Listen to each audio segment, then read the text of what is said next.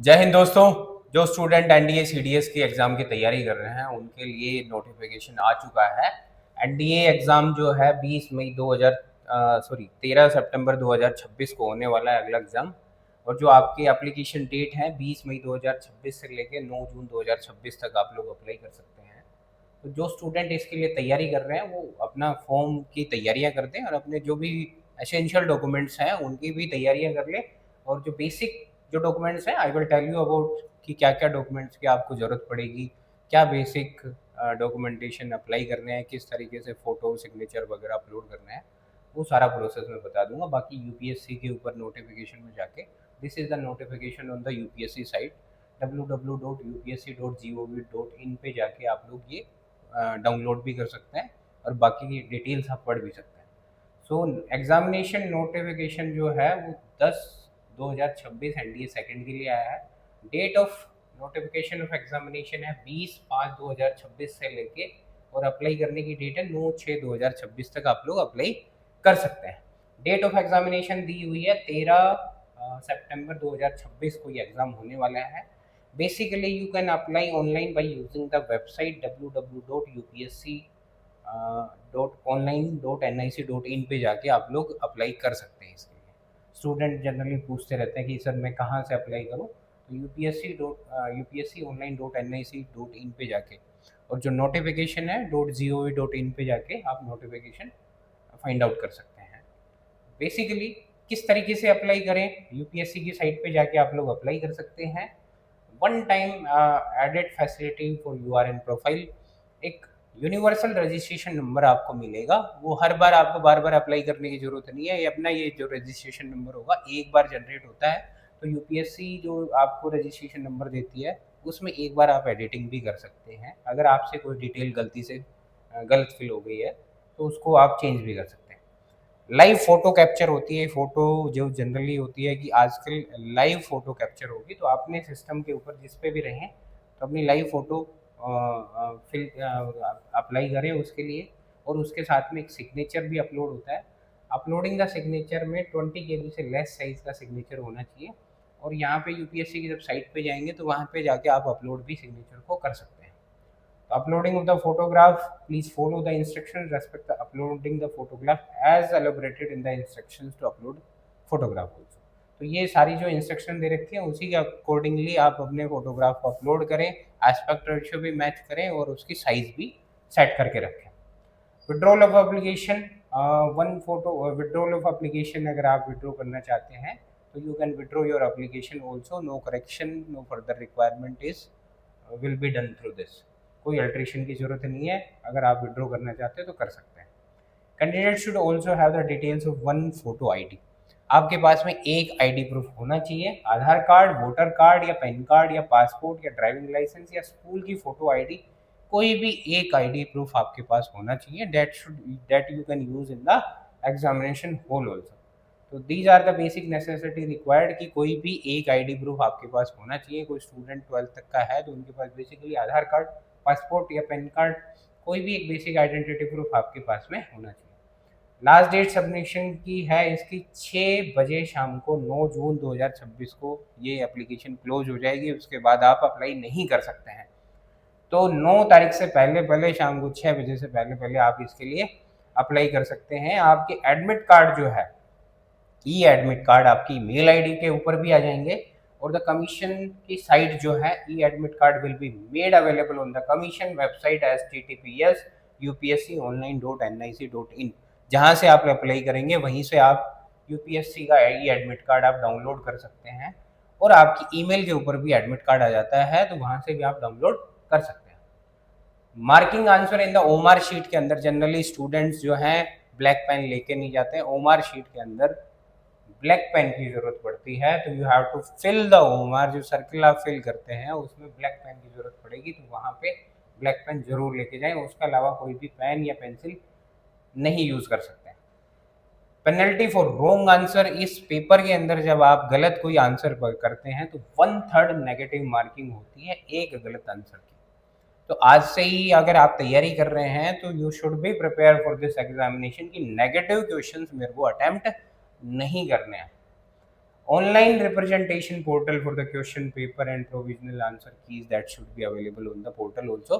कुछ provisional papers हैं, 3 से 4 पेपर आपके पास में डमी पेपर्स यूपीएससी के वेबसाइट के ऊपर मिल जाएंगे, तो आप उनको चेक करके आप अपनी प्रिपरेशन को कंटिन्यू कर सकते हैं।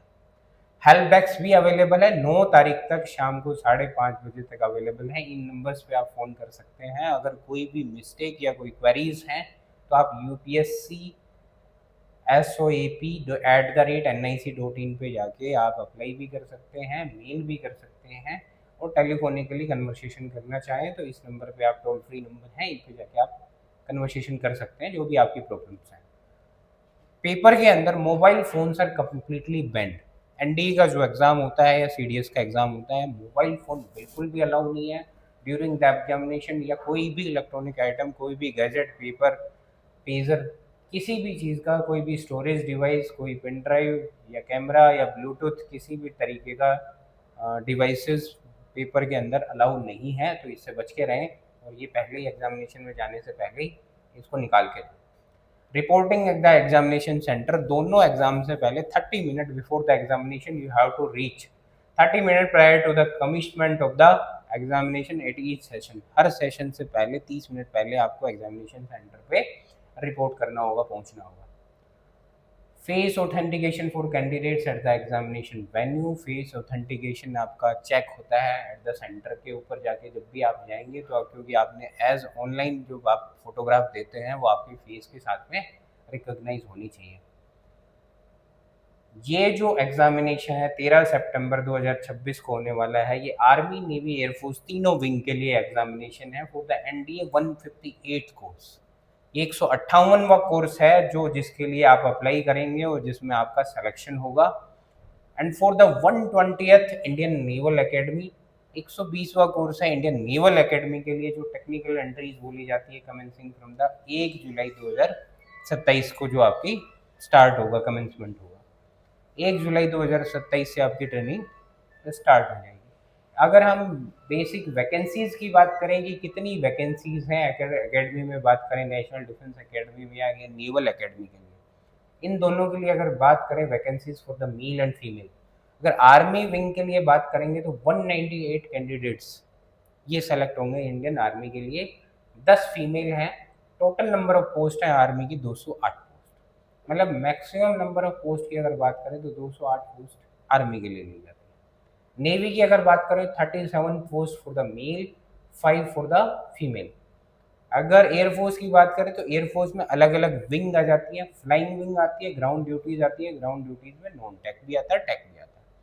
फ्लाइंग की बात करें तो यहाँ पे आपको पीएबीटी टेस्ट क्वालिफाई करना होता है, उसकी के बाद में आप फ्लाइंग ब्रांच में जाएंगे।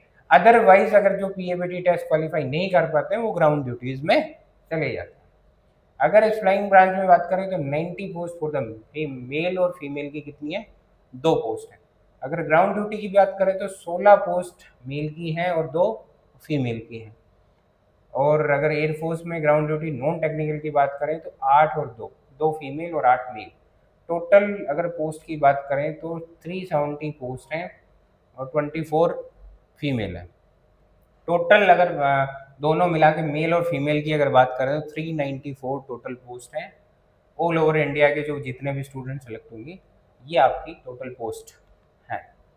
अगर सेंटर ऑफ एग्जामिनेशन की बात करें तो यहाँ पे आपके सेंटर ऑफ एग्जामिनेशन लगभग अप्रोक्सीमेटली 86 सेंटर्स हैं ऑल ओवर इंडिया के अंदर।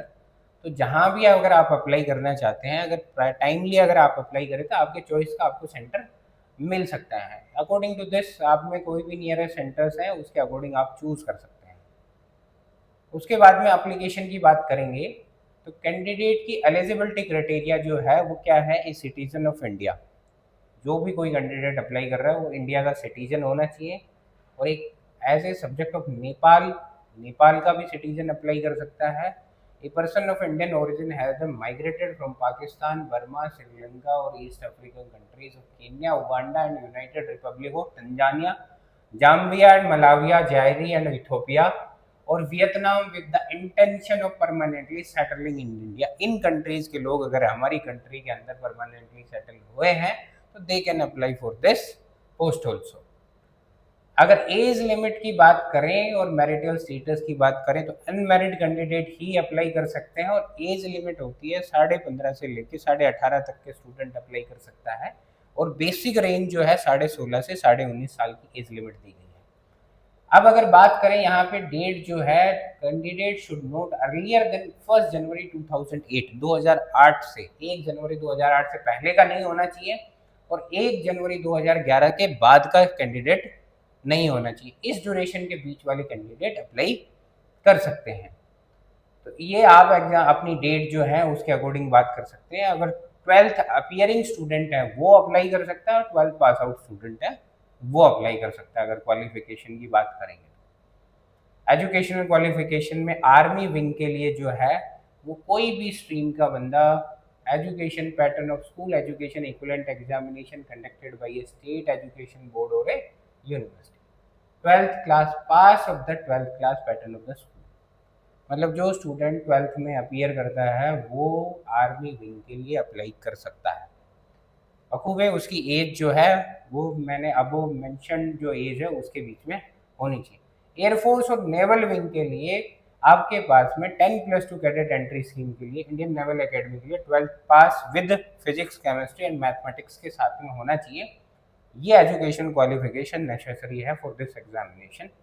तो आप अपनी इंश्योर कर लेंगे अगर आपके पास में फिजिक्स केमिस्ट्री मैथमेटिक्स है तो एयरफोर्स और नेवल विंग के लिए और आर्मी विंग के लिए अप्लाई कर सकते हैं।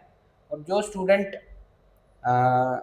नॉन मैथ्स बैकग्राउंड के हैं वो इंडियन आर्मी के लिए ही अप्लाई कर सकते हैं। These are the basic notification and अगर candidate they are required to submit proof of the passing 12th pass equivalent to the examination by the prescribed date 10 जून 2027 से पहले ये आप अपना 12th का जो पासिंग एग्जामिनेशन है वो आपको सबमिट करवाना पड़ेगा if you good selection in the NDA national defence academy में। अगर आपका सिलेक्शन हो जाता है तो आप उससे पहले अपना डॉक्यूमेंट्स आपको जमा करवाने पड़ेंगे। फिजिकल स्टैंडर्ड्स की बात करें तो फिजिकली फिट होना चाहिए according to the physical standards for the admission of national defence academy. ये अपेंडिक्स 3 के अंदर ये जो सारे फिजिकल पैरामीटर्स दे रखे हैं उसके अकॉर्डिंग आपकी फिजिकल फिट होनी चाहिए। फीस की अगर बात करें तो candidate except SC ST candidate, female candidate, wards of JCO NCOs ORs as specified in note 2 below who are exempted for the payment of the fees। मतलब इनको छोड़ के बाकी लोगों की जो फीस लगेगी वो लगेगी 100 रुपीज़, और ये लोग जो हैं SC ST और फीमेल कैंडिडेट इनकी कोई फीस चार्ज नहीं करेगी UPSC। तो आप अप्लाई कर सकते हैं फ्री ऑफ कॉस्ट। अगर जो इनकी पेमेंट हो रही है 100 रुपये की फीस पेमेंट है, आप UPI के थ्रू भी पेमेंट कर सकते हैं, वीज़ा मास्टर कार्ड और रुपये क्रेडिट कार्ड के बेसिस पे भी आप पेमेंट कर सकते हैं। अगर फ़ी एक बार पेमेंट हो गई तो वो रिफंड नहीं होगी, ये आप नोट डाउन कर लीजिएगा। हाउ टू अप्लाई upsconline.nic.in के ऊपर जाके आप अप्लाई कर सकते हैं। तो जो स्टूडेंट NDA CDS की तैयारी कर रहे हैं उनके लिए ये अपॉर्चुनिटी है, और 13 सितंबर को एग्ज़ाम होने वाला है। और किस तरीके से आपको इसकी तैयारी करनी है तो मोशन डिफेंस एकेडमी में हमारे batches for the NDA and CDS examination के चल रहे हैं, और जो स्टूडेंट अपकमिंग बैचेस में आना चाहते हैं वो भी बैचेस रेडी हैं। हमारा पैटर्न ऑफ स्टडी है कि स्टूडेंट को पैरेलली थ्योरेटिकल पार्ट को ऑब्जेक्टिव क्वेश्चन पेपर के साथ में किस तरीके से कनेक्ट करना है और उसको किस तरीके से SSB इंटरव्यू की तैयारी करनी है, ये फुल जो प्रिपरेशन है हम लोग हमारे कैंपस में तैयार करते हैं बच्चों को। अर्ली इन द मॉर्निंग से लेकर रात को 10 बजे तक का टाइम टेबल रहता है, किस तरीके से आप अपनी प्रिपरेशन को कंटिन्यू करना है और कैसे आप इस एग्ज़ाम को ईजिली क्वालिफाई कर सकते हैं, ये सब चीज़ें हमारे कैंपस में आपको मिलेंगी। तो जो स्टूडेंट अगर ज्वाइन करना चाहते हैं तो मोशंस एकेडमी जयपुर में आपका स्वागत है। जय हिंद, जय भारत।